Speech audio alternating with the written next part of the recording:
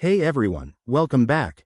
Today, we're diving into a super handy tutorial on how to reduce the size of your PDF files using Adobe Reader in 2025.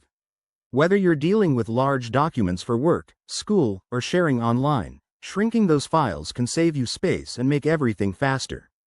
Plus, with Adobe Reader's latest updates, this process is quicker than ever.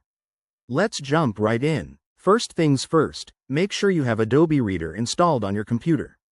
If you don't, head over to the Adobe website and download the free version. It's straightforward and essential for handling PDFs.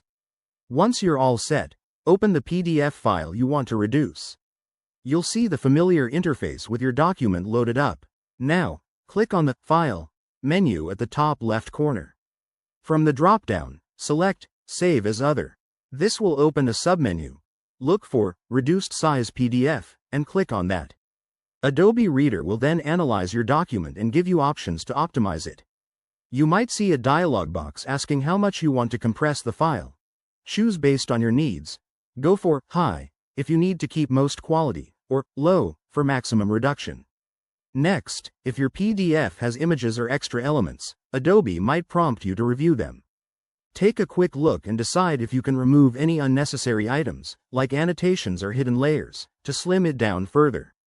Hit OK, or Save, and voila, your new, smaller PDF will be created in the location you specify. One quick tip. Always check the file size before and after to see the difference. This method works best for simple PDFs, but if you're dealing with complex files, you might need Adobe Acrobat for more advanced tools.